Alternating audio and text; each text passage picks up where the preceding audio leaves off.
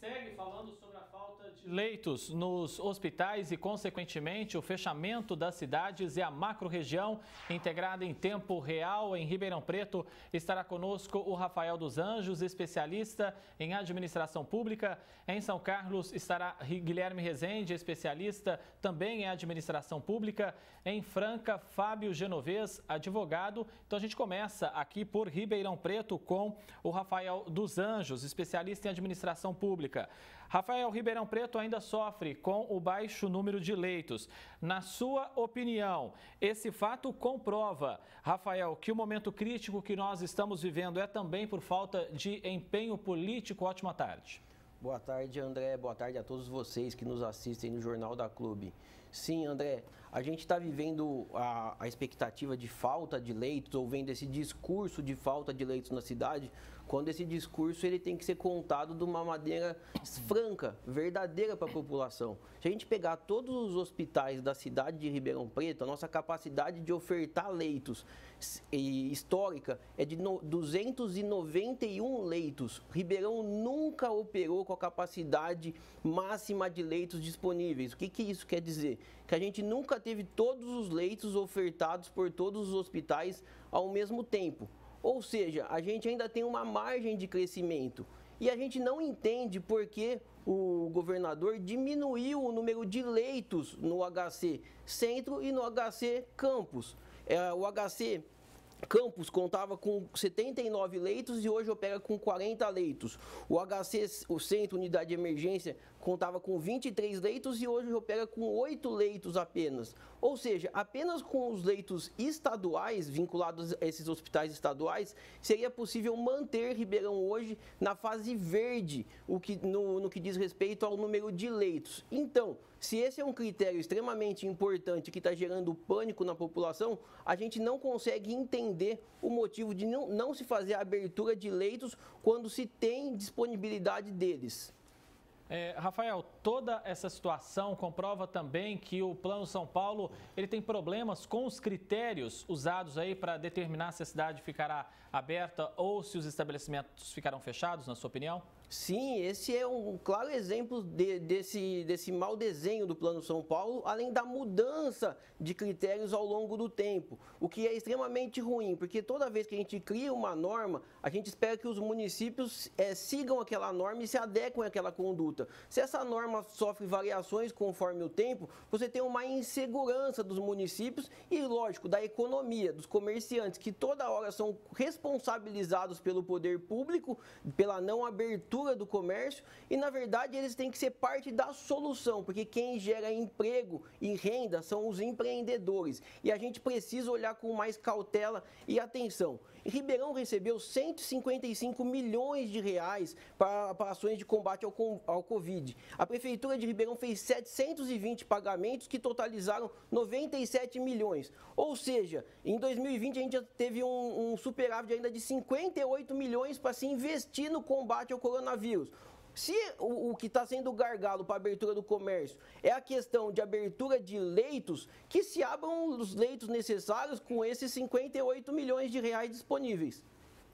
Parece que não tem sido aí um problema de falta de dinheiro, né? Mas falta de gestão realmente. Eu volto a falar com você daqui a pouco, Rafael. Na nossa janela a gente já consegue perceber também a presença do Pedro Omar Valadares. Ele é presidente do Comitê de Enfrentamento da Covid lá no Amapá. Também está participando conosco aqui dessa discussão. Mas agora nós vamos até a cidade de São Carlos. Lá está o Guilherme Rezende. O Guilherme é especialista em administração pública. Guilherme, seja muito bem-vindo aqui. São Carlos está na fase vermelha do Plano São Paulo justamente pela alta ocupação dos leitos. Essa ocupação ainda passa dos 90%. Faltou, na sua opinião, planejamento não só de São Carlos, mas de outros municípios do entorno em criar alternativas para enfrentar a pandemia? Boa tarde mais uma vez e seja bem-vindo. Boa tarde, André. Boa tarde a todos que nos escutam, que estão nos vendo pela TV Band Clube. Bem, infelizmente, faltam leitos aqui na nossa região. Quando a gente pega a média estadual, nós temos em torno de 20 leitos por 100 mil habitantes, exclusivos para a Covid, no caso do SUS. Aqui na nossa região, hoje, com dados de ontem, nós temos 14,9 leitos por 100 mil habitantes. Então, é muito abaixo da média estadual e continua sendo a terceira região com menor número de leitos disponíveis, percentualmente, obviamente, para a população. E isso já é de algum tempo. Então, de fato, é possível entender que nós não nos preparamos para realmente nos adequar. Porque até então também, acho que vale a pena mencionar, que nós não tivemos um caso, um momento tão grave no ano passado e nos mantivemos boa parte da pandemia na fase laranja, na fase amarela. Esse é um momento mais grave, só que esse momento não começou ontem. Esse momento começou em novembro. Em novembro nós começamos a ter uma inversão da curva de contágio. E desde o dia 11 de janeiro, a média móvel de novos casos superou o pico de 2020. Então, desde 11 de janeiro, já era possível observar que em 15 dias ou menos, nós teríamos uma saturação muito grande do sistema de saúde, porque uma parte dessas pessoas que são acometidas pelo coronavírus, elas necessariamente vão precisar de hospitalização. Então, assim, se por um lado, houve as pessoas, de certa maneira, tiveram um relaxamento nos cuidados, para realmente ter o distanciamento social, do outro lado, a prefeitura também, as prefeituras como um todo, a região, não se prepararam do ponto de vista do sistema de saúde para realmente estar recebendo essas pessoas. E hoje, enquanto o Estado está com uma ocupação de em torno de 66%, a nossa região está com 92% de ocupação de leitos de UTI. E é uma ocupação aí que preocupa muito nesse momento, né? Daqui a pouco a gente volta a se falar, Guilherme. Eu vou até Franca agora, lá está o Fábio Genovese. O Fábio é advogado da Associação Comercial e Industrial de Franca. Fábio, a cidade está na fase vermelha justamente também pela quantidade insuficiente de leitos de UTI Covid. O prefeito se mobilizou, a comunidade como um todo, conseguiram melhorar os indicadores por aí, mas aí veio a surpresa. Ontem, na coletiva, o Estado não fez a atualização do Plano São Paulo e, na visão de vocês, isso prejudicou e o que a associação tem feito a partir desse momento? Boa tarde. Boa tarde, André. Boa tarde a todos os telespectadores da macro-região, canhão de comunicação que é a Clube no interior. Realmente, a não revisão dos dados pelo governador nos pegou de surpresa. Se a justificativa era o carnaval, como nos anos anteriores, não é um ponto facultativo. O carnaval, como bem disse o governador e como ratificado pelo nosso prefeito, não será comemorado no nosso estado e especificamente no nosso município.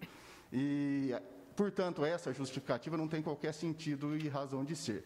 A população se mobilizou, evidentemente que alguns grupos ainda descumprem as regras básicas para diminuição do contágio, mas a população se mobilizou, nós melhoramos os índices. Franca tem índice para estar na fase laranja, mas por conta da ausência de revaloração ou revisão dos dados e a falta de critério do governador, nós estamos ainda na fase vermelha.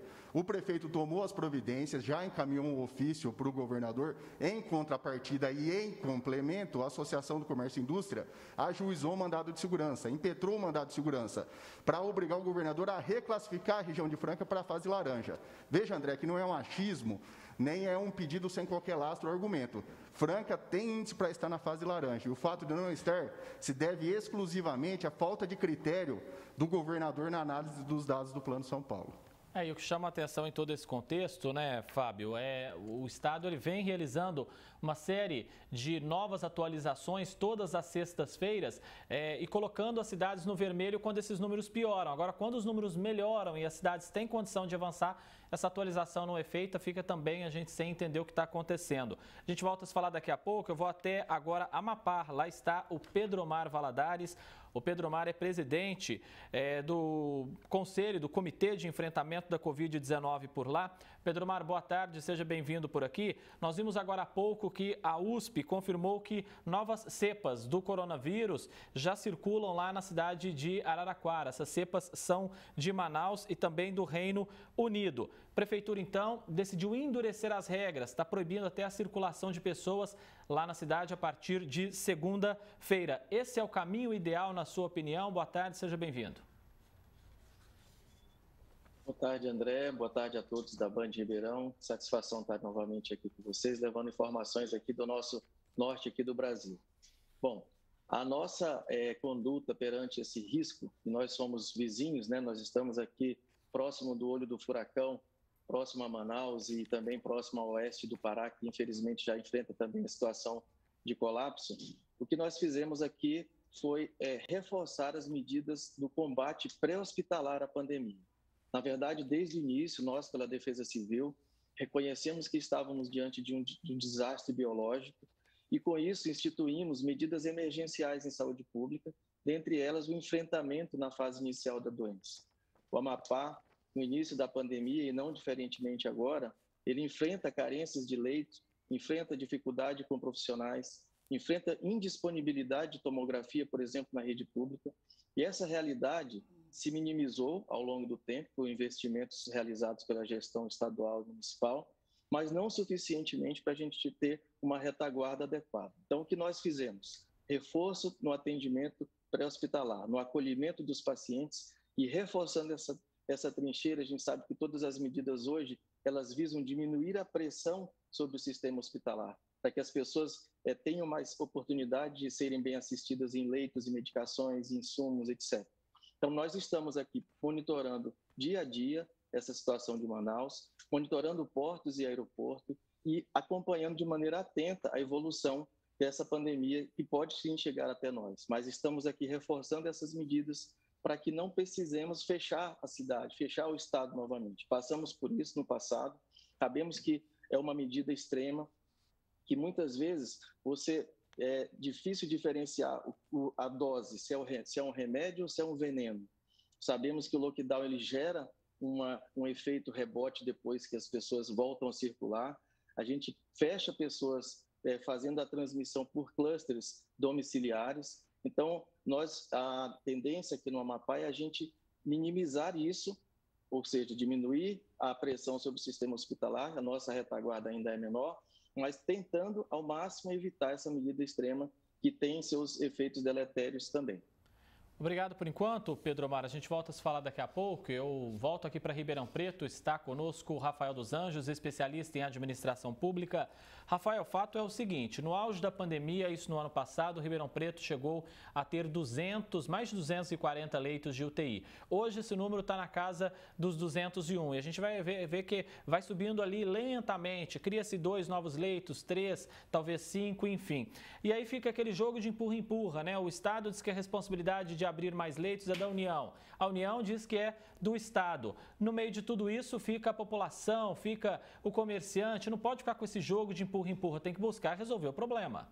Sim, André, falta seriedade para lidar com o assunto e franqueza. A gente tem que falar com a verdade sempre e não adianta meia verdade, porque uma meia verdade ela é uma mentira. A capacidade total com o que já foi ofertado pelos hospitais são 291 leitos de UTI.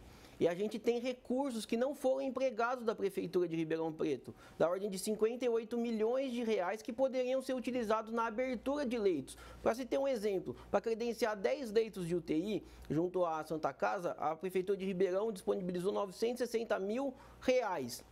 Para pagamento de férias de servidor com o recurso do Covid, a Prefeitura gastou mais de 3 milhões de reais. Ou seja, com esse recurso que veio para o combate ao Covid, em vez de destinar ele para pagamento de férias, poderiam ser abertos mais 30 leitos de UTI, que manteriam Ribeirão novamente numa fase verde. Juntamente com os leitos do HC, a gente teria, que foram retirados, a gente teria uma situação tranquila no que diz respeito ao número de leitos hospitalares de Covid na cidade de Ribeirão Preto. Ou seja, a gente não tem falta de recursos na cidade de Ribeirão Preto. A gente precisa de uma gestão efetiva. E quem diz isso são os números, não é achismo. É isso que a gente precisa parar de fazer política pública com base em achismo. A gente precisa usar os dados para se tomar decisão com base em ciência de verdade.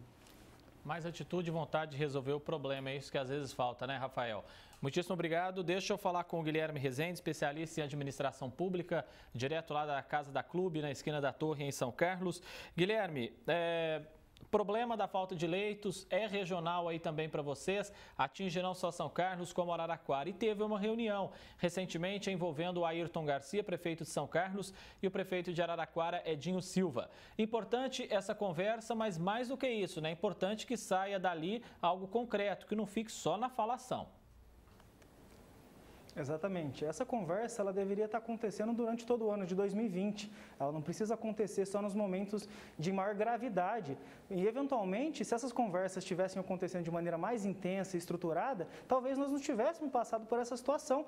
Agora, dado esse momento, é oportuna essa articulação regional. Agora, essa articulação regional ela precisa suceder um plano de ação. Um plano de ação de abertura organizada de leitos, um plano de ação de mobilização junto a deputados federais, junto a deputados estaduais, senadores, ao governo do estado e ao governo federal, que é quem concentra 60% do bolo tributário.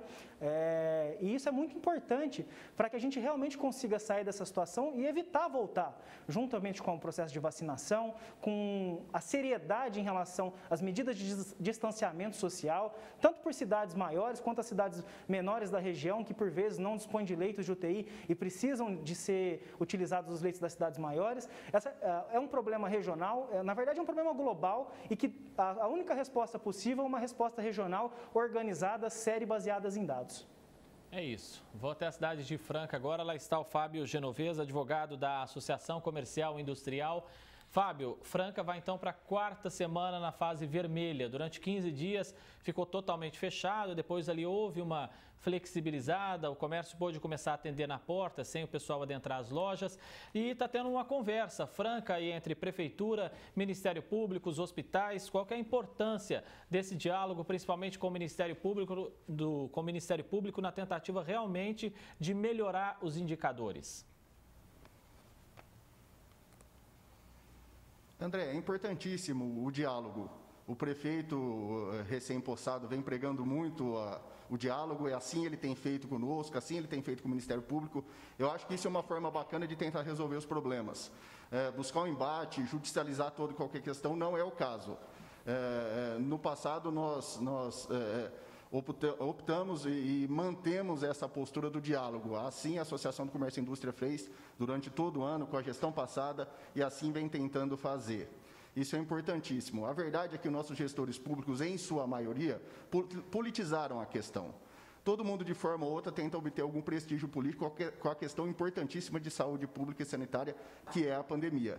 Então, quando a gente busca e encontra gestores comprometidos com o diálogo e tentando achar caminhos, evidentemente que mais uma semana na fase vermelha vai trazer muito prejuízo para a economia de Franca. Franca é uma cidade industrial que precisa fomentar outras atividades como o comércio e o serviço, e evidentemente que a fase vermelha prejudica e prejudica muito. Por isso, até a ideia da Associação Comercial de impetrar o mandado de segurança para reorganizar isso e pedir à Justiça que coloque Franca no lugar que ela deve estar nessa semana na fase laranja. A gente não discute as gradações do Plano São Paulo, o que a gente discute é a falta de critério e a politização nas reavaliações, André. É isso aí, vamos torcer para que haja aí uma definição quanto antes, que a Justiça traga, né, uma definição, traga ali o seu parecer o quanto antes, porque a cidade precisa também, né? Deixa eu ir até Amapá mais uma vez. Lá está o Pedromar Valadares, presidente do Comitê Médico de Enfrentamento à Covid-19. Pedromar, a gente sabe que a quarentena foi criada justamente para que os municípios, as cidades se preparassem para o enfrentamento da pandemia. Ouvi que numa região como Ribeirão Preto, polo de saúde, ainda faltam leitos. É um absurdo, na sua opinião? André, a pandemia ela nos impõe muitos desafios, né? A situação ela é muito dinâmica. Aqui no Amapá, o que nós fizemos, o Comitê Médico ele compõe um comitê científico que é anexado ao Centro de Operações de Emergência em Saúde Pública do Governo do Estado. O que nós fazemos é justamente o diálogo e a uniformização da gestão. Nós nos reunimos semanalmente com o governador e todos os prefeitos, 16 prefeitos dos municípios, para tentarmos alinhar todas as medidas de enfrentamento, de bloqueio, de flexibilização, de disponibilização do tratamento na fase inicial. O Amapá ele os 16 municípios, eles adotaram o nosso protocolo de tratamento na fase inicial da Covid-19, dispondo atendimento, dispondo medicações para quem quer ser medicado. A população entendeu esse recado, nós estamos avançando e mantemos, a despeito de várias críticas que essa abordagem vem recebendo na mídia nacional, nós reforçamos essa medida e houve uma despolitização dessa arma, que a gente considera uma arma necessária, que tem seu espaço. Então, sem dúvida, qualquer medida que você pode atuar no pré-hospitalar para diminuir a pressão, ela vai resultar em bons resultados, em maior quantidade de leitos, para que a população possa ser melhor assistida. Aqui a gente brinca e fala o seguinte: não adianta, você vai ficar querendo enxugar gelo. Quanto mais leitos a gente abrir, se a população continuar se contaminando, agravando e precisando, abre 30 leitos, vai ter 30 ocupados. Infelizmente, a gente sabe que os pacientes que são internados por Covid, principalmente aqueles quadros mais graves, eles são pacientes de longa permanência. O leito não gira, ele não roda. O paciente fica não dias, mas semanas, né? Então, temos que atuar em várias trincheiras ao mesmo tempo. Enxugando gelo, como você disse, né, Pedro Omar? Não deveria ser, mas né? Vamos torcer por dias melhores. Integraram a macro-região na edição deste sábado do Jornal da Clube. Em Ribeirão Preto, Rafael dos Anjos, especialista em administração pública. Em São Carlos, o também especialista em administração pública, Guilherme Rezende. Em Franca, Fábio Genovez, advogado da Associação Comercial e Industrial. E direto do Amapá, participando conosco também, Pedro Omar Valadares, presidente do Comitê Médico de Enfrentamento à Covid-19. Muitíssimo obrigado a todos vocês pela participação.